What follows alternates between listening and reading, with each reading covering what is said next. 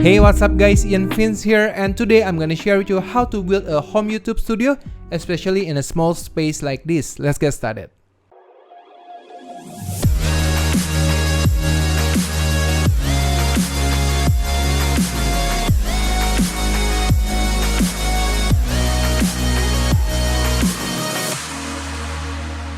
Hey guys, I hope all of you doing well, and today I'm gonna share with you my home YouTube studio, which actually it is a small office that I have at home.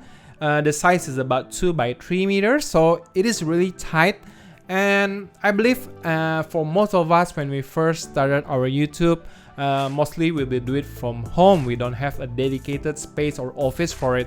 And today I'm gonna share with you how to build this space in your home, starting with the camera choice, the lighting choice, and many more. Okay, the first thing that matters is the camera. You can always start with a phone. I believe the latest iPhone or the Samsung phone is equipped with a very good lens. And now I'm just gonna compare a footage from the phone and the Panasonic camera that I use for this YouTube. So this is how it looks like from my Samsung S9. It's an old phone, but I think you will get the whole idea. And this is how it looks like from my Lumix camera. So I believe there's a lot of difference, but as a starter you can always use a phone if you want. And if you're thinking of getting a camera for your home YouTube studio, I will recommend the one with a swivel screen. This is really important so you can frame yourself properly, just to be sure that you're inside the framing. It is really important. Aside of that, if you want to improve your setup, you can always add an external monitor. Normally an external monitor comes a lot bigger than our LCD on the camera. Like the one that I have is 7-inch monitor, so I can view myself better.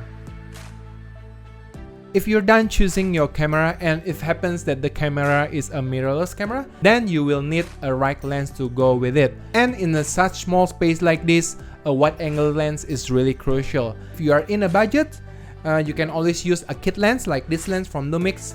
It can go as wide as 12 millimeters. Which is in the full frame, it will be about 24 millimeters. It's wide enough to be used in such small space like this.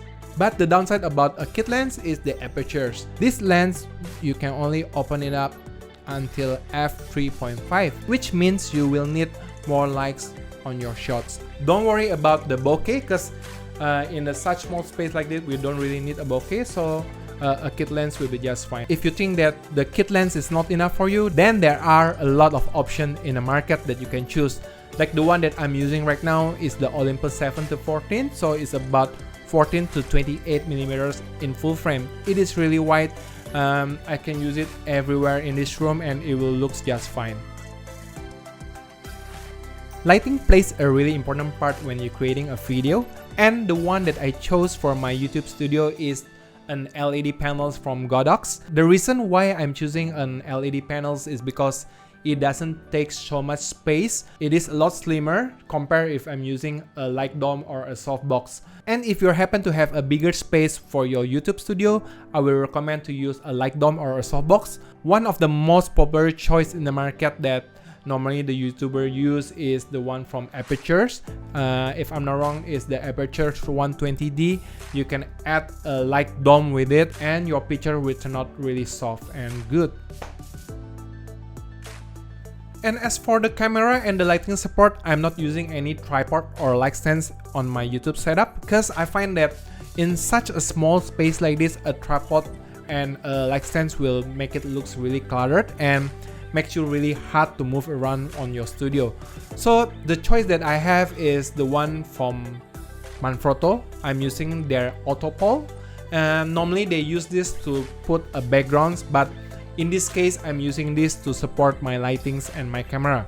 And the lightings was hang on the crossbar with a super clamps, and the camera was also attached with a super clamps and ball head. So you can always try that at home to save some space in your studio. Aside of lighting, sound quality is really important as well, and I tried so many ways to record my audio, and I find that the condenser mic like this works the best. This is from Marantz. I will put the link on the description below if you wanna find out about this, and I will let you hear the 3 different microphones that I'm using right now. so you can tell the difference. The quick brown fox jumps over the lazy dog. The quick brown fox jumps over the lazy dog. The quick brown fox jumps over the lazy dogs. The quick brown fox jumps over the lazy dog.